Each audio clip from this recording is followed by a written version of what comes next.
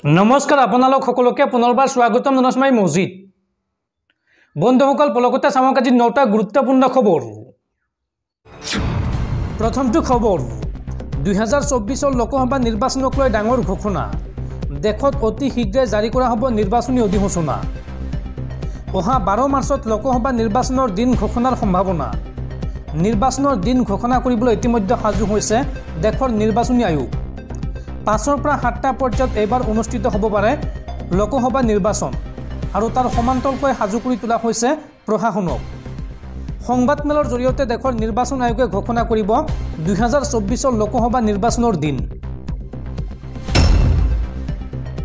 পৰৱৰ্তী খবৰ পুনৰ ফাদিল হল উচ্চতৰ মাধ্যমিক চূড়ান্ত পৰীক্ষাৰ প্ৰশ্ন কাকত পৰীক্ষা আৰম্ভ হোৱাৰ 40 মিনিট পিছতেই হোৱাটছএপৰ গ্ৰুপে প্ৰশ্ন কাকত ভাইৰেল ঘটনা সন্দৰ্ভত এজনক গ্ৰেপ্তাৰ পুনৰ ফাদিল হল উচ্চতৰ মাধ্যমিক চূড়ান্ত পৰীক্ষাৰ প্ৰশ্ন কাকত পৰীক্ষা আৰম্ভ হোৱাৰ 40 মিনিট পিছতেই ভাইৰেল হল প্ৰশ্ন কাকত বুধবাৰ আছিল এমএলৰ পৰীক্ষা আৰু পৰীক্ষা আৰম্ভ হোৱাৰ 40 মিনিট পিছতেই হোৱাটছএপ গ্ৰুপত ভাইৰেল হৈছে প্ৰশ্ন কাকত হোৱাটছএপৰ গ্ৰুপে প্ৰশ্ন কাকত ভাইৰেল হাইলাকান্দিৰ ভিক্টোৰিয়া উচ্চতৰ মাধ্যমিক বিদ্যালয়ত সংঘটিত হৈছে এই ভয়ংকৰ ঘটনা সন্দৰ্ভত এজনক আটক কৰিছে আৰক্ষীয়ে আৰু ছাত্ৰজনৰ পৰা আৰক্ষীয়ে জব্দ কৰিছে এটা মোবাইল ফোন এটা গ্ৰুপত চলাইছিল প্ৰশ্নোত্তৰ আলোচনা এই সন্দৰ্ভত আৰক্ষী আৰম্ভ কৰিছে তদন্ত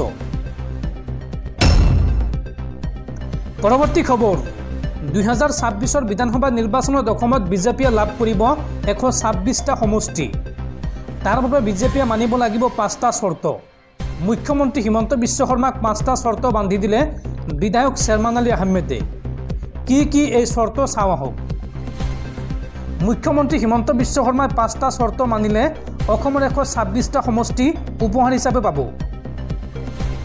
126টা সমষ্টি মুখ্যমন্ত্ৰী হিমন্ত বিশ্ব শৰ্মাক উপহাৰ দিব বিধায়ক চেয়াৰমান আলী আহমেদে মুখ্যমন্ত্ৰী হিমন্ত বিশ্ব শৰ্মাক 5টা শৰ্ত বান্ধি দিলে বিধায়ক চেয়াৰমান আলী আহমেদে কি শৰ্ত বান্ধি দিছে চাওঁ আহক 5টা শৰ্ত মানিলে হিমন্ত বিশ্ব শৰ্মাৰ নেতৃত্বত ইতিহাস ৰচনা হ'ব আৰু বিজেপিক অসমৰ সকলোৱে ভোট দিব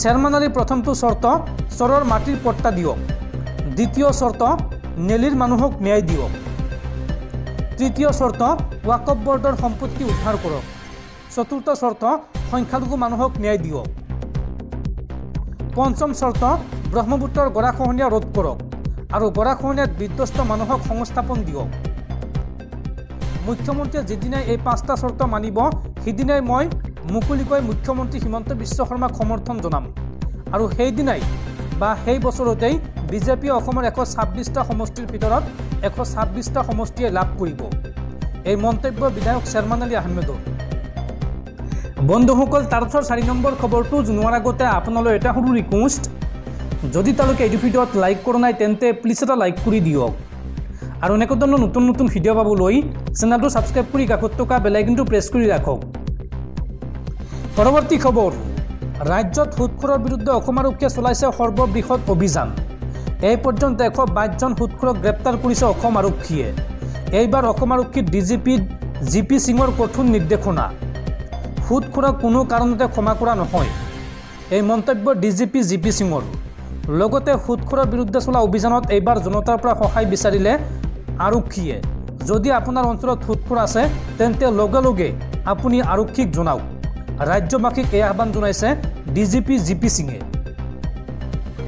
সুদখোৰক লৈ ডিজিপি জিপি সিঙৰ কঠোৰ সকিয়নি সুদখোৰৰ বিৰুদ্ধে চলিব জোৰদাৰ অভিযান এই পৰ্যন্ত 122 জন সুদখোৰক গ্ৰেপ্তাৰ কৰিছে অসমত এই অভিযান ধাৰাবাহিকভাৱে চলি থাকিব ৰাইজলৈ এই সন্দৰ্ভত ডিজিপিৰ বিশেষ আহ্বান সুদখোৰৰ তথ্য পালেই আপুনি জনাওক আৰক্ষীক যদি আপোনাৰ অঞ্চলত সুদখোৰ আছে তেন্তে লগে আপোনাৰ ওচৰৰ আৰক্ষী থানাত জনাই দিয়ক পৰৱৰ্তী খবৰ ৰাজ্যত বন্ধ হ'ব তন্ত্ৰ মন্ত্ৰ বেজালি আৰু জৰা ফুকা তন্ত্ৰ মন্ত্ৰ বেজালিক লৈ কঠোৰ হৈ পৰিছে ৰাজ্য চৰকাৰ এতিয়াৰ পৰা তন্ত্ৰ মন্ত্ৰৰে চিকিৎসা কৰিলে 5 বছৰ পৰ্যন্ত জেল হ'ব লগতে ভৰিব লাগিব 1 লাখ টকাৰ জৰিমনা এই সন্দৰ্ভত ৰাজ্যত আহিছে নতুন আইন। এতিয়াৰ পৰা তন্ত্ৰ মন্ত্ৰৰে চিকিৎসা কৰিলে 5 বছৰ পৰ্যন্ত কাৰাবাস খাটিব লাগিব। লগতে দিব লাগিব 1 লাখ টকাৰ জৰিমনা। বিধানসভাত এই সন্দৰ্ভত উত্থাপন কৰা হৈছে বেজালি জৰা ফুকা প্ৰতিৰোধ বিধেয়ক। এই বিধেয়ক আইনত পৰিণত হোৱাৰ পিছত প্ৰথমবাৰৰ বাবে কোনো ব্যক্তিয়ে বেজালি কৰাত ধৰা পৰিলে 1 বছৰৰ পৰা 3 বছৰ পৰ্যন্ত কাৰাবাস খাটিব লাগিব। লগতে 50,000 টকাৰ জৰিমনা ভৰিব লাগিব। আৰু একেজন ব্যক্তিয়ে দ্বিতীয়বাৰলৈ ধৰা পৰিলে 5 বছৰ পৰ্যন্ত কাৰাবাস খাটিব লাগিব। লগতে 1 লাখ টকা পৰ্যন্ত ভৰিব লাগিব জৰিমনা। এই সন্দৰ্ভত চেণ্ট্ৰেল এক্ট 1974 আৰু 2023 নিয়মৰ অধীনত ৰুজু কৰা হ'ব জামিনবিহীন গোচৰ।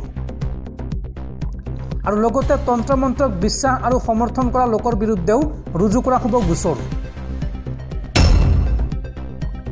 পৰৱৰ্তী খবৰ, অসম চৰকাৰৰ গৰুখুটি প্ৰকল্পক লৈ এইবাৰ সৰব হৈ পৰিছে বিধায়ক অখিল গগৈ। বিধায়ক অখিল গগৈয়ে এই সন্দৰ্ভত মন্তব্য কৰি কয় যে গৰুখুটি প্ৰকল্পত এতিয়া গৰু চৰু একো নাই, কেৱল খুঁটিডালহে আছে, ৰছীডালো ছিঙিল। 17 কোটি টকা খৰচ কৰি 2 কোটিৰ উপাৰ্জন গৰুখুটি প্ৰকল্পত। এনেকুৱা প্ৰকল্প পৃথিৱীৰ কতো নাই। এয়াই বিজেপিৰ উন্নয়নৰ মডেল। এই মন্তব্য বিধায়ক অখিল গগৈৰ। পৰৱৰ্তী খবৰ, ভাৰতীয় বতৰ বিজ্ঞান কেন্দ্ৰৰ আগজাননী। আগন্তুক 24 ঘণ্টাত ৰাজ্যৰ কেইবাখনো জিলাত হ'ব ধাৰাসাৰ বৰষুণ। এই সন্দৰ্ভত ৰাজ্যৰ 20খন জিলাত এলাৰ্ট জাৰি বতৰ বিজ্ঞান কেন্দ্ৰৰ। অসমৰ কোন কোন জিলাত আগন্তুক 24 ঘণ্টাত বৰষুণ হ'ব চাওঁ আহক। ৰাজ্যৰ 20খন জিলালৈ বতৰ বিজ্ঞান কেন্দ্ৰৰ সতৰ্কবাণী। ৰাজ্যৰ 20খন জিলাত প্ৰচণ্ড বৰষুণৰ সম্ভাৱনা আছে। কোন কোন জিলাত বৰষুণ হ'ব চাওঁ আহক। দক্ষিণ চালমাৰা, ধুবুৰী, বৰপেটা, কামৰূপ, নলবাৰী, কামৰূপ মেট্ৰ, নগাঁও, মৰিগাঁও, হোজাই, লখিমপুৰ, যোৰহাট, মাজুলী, ধেমাজি, শিৱসাগৰ, চৰাইদেউ, ডিব্ৰুগড়, তিনিচুকীয়া, কৰিমগঞ্জ, কাছাৰ, হাইলাকান্দি। এইকেইখন জিলাত প্ৰচণ্ড বৰষুণ হ'ব। লগতে এইকেইখন জিলাত বৰষুণৰ মাজতে বজ্ৰপাতৰ সম্ভাৱনাও আছে। এই কথা জনাইছে ভাৰতীয় বতৰ বিজ্ঞান কেন্দ্ৰই। পৰৱৰ্তী খবৰ, জামুগুৰিহাটৰ THB কলেজৰ সহযোগী অধ্যাপকক নিলম্বন ৰাজ্য চৰকাৰৰ। ৰাজ্যৰ শিক্ষা বিভাগে নিলম্বন কৰিলে ডক্টৰ জয়ন্ত বৰুৱাক। ভাড়াতীয়া শিক্ষকৰে বৰুৱাই কাম চলোৱাৰ অভিযোগ উত্থাপন হৈছিল। বিগত 2 বছৰত 176 দিন ক্লাছলৈ অহা নাছিল ডক্টৰ জয়ন্ত বৰুৱা, যাৰ বাবে ৰাজ্যৰ শিক্ষা বিভাগে নিলম্বন কৰিলে অধ্যাপক ডক্টৰ জয়ন্ত বৰুৱাক। পৰৱৰ্তী খবৰ, কৃষক আন্দোলনত পুনৰ ভয়ংকৰ অঘটন। আৰক্ষী আৰু কৃষকৰ মাজত প্ৰচণ্ড সংঘাতত মৃত্যু হৈছে এগৰাকী কৃষকৰ। হাৰিয়ানা সীমান্তত মৃত্যু হৈছে প্ৰতিবাদী কৃষকগৰাকীৰ। আৰু মৃত কৃষকগৰাকীৰ নাম হৈছে যুৱৰাজ সিং। পৰৱৰ্তী খবৰ, ৰাকেশ পাল আমলৰ দুৰ্নীতি এতিয়াও চলি আছে APSCত। সেই কথা প্ৰমাণ কৰিছে মাৰ্কশ্বিট কেলেংকাৰীয়ে। এই বিস্ফোৰক অভিযোগ উত্থাপন কৰিছে DYFI-য়ে।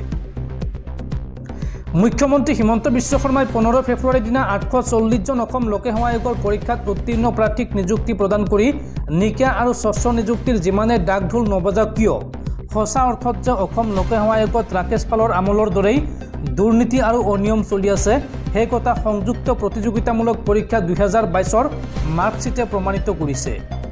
এইবাৰ অসম লোকসেৱা আয়োগৰ মাৰ্কশ্বিটৰ অনিয়মে পোহৰলৈ আনিছে বৃহৎ অনিয়ম আৰু কেলেংকাৰীৰ ছবি, য'ত বাছনিভুক্ত এছামে সাধাৰণ অধ্যয়নৰ কাকতত অতি কম নম্বৰ 30% তলত পোৱা স্বত্তেও বিষয়ধৰ্মী ৰচনাৰ কাকতত 95ৰ পৰা 98% পৰ্যন্ত এক অবিশ্বাস্য নম্বৰ লাভ কৰি বাছনিভুক্ত হৈছে। উল্লেখযোগ্য যে সেইসকল প্ৰাৰ্থী আকৌ মৌখিক পৰীক্ষাতো লাভ কৰিছে অতি উচ্চ নম্বৰ।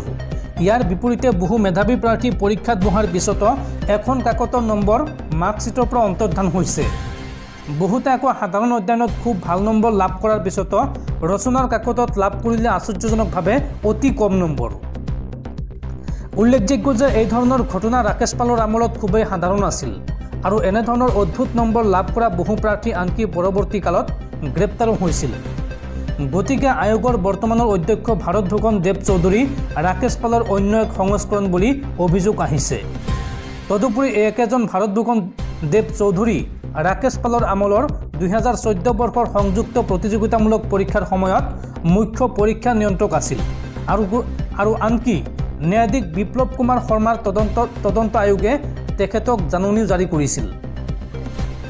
উল্লেখযোগ্য যে এই প্ৰতিবেদন ন্যায়িক আয়োগে বিগত নৱেম্বৰ মাহতে চৰকাৰক দাখিল কৰিলে যদিও আজিলৈকে এই প্ৰতিবেদন ৰাজহুৱা কৰা নাই চৰকাৰে। আয়োগৰ বৰ্তমানৰ পৰীক্ষা নিয়ন্ত্ৰকজন আয়োগৰ আন এগৰাকী দুৰ্নীতিগ্ৰস্ত অধ্যক্ষ তাৰাপ্ৰসাদ দাসৰ বাছনিভুক্ত বিষয়া বুলি বুবু বাবা চলিছিল। ৰহস্যজনকভাৱে 17 জানুৱাৰীত ফলাফল দি আজিলৈকে এইসকল বিষয়ববীয়াই প্ৰকাশ নকৰিলে মূল পৰীক্ষাৰ কাট অফ নম্বৰ। তদুপৰি তথ্য জনাৰ অধিকাৰ আইনক সম্পূৰ্ণ অংগুষ্ঠ প্ৰদৰ্শন কৰি প্ৰাৰ্থীসকলক নিজৰ উত্তৰ বহীখনো প্ৰদান কৰা নাই APSCয়ে। বেংকৰ জালিয়াতি আৰু APSCত দালালিৰ অভিযোগ থকা প্ৰাৰ্থীও বাছনিভুক্ত হৈছে আয়োগৰ পৰীক্ষাৰ এছিয়াছৰ শীৰ্ষস্থানত। আয়োগৰ ভিতৰ চৰা একাংশ দুৰ্নীতিগ্ৰস্ত কৰ্মচাৰীৰ নামো শেহতীয়াকৈ পোহৰলৈ আহিছে। গতিকে অসম চৰকাৰৰ সংযুক্ত প্ৰতিযোগিতামূলক পৰীক্ষা 2022ৰ সকলো অনিয়ম আৰু কেলেংকাৰী সামৰি এক ন্যায়িক তদন্তৰ দাবী জনাইছে DYFI-এ।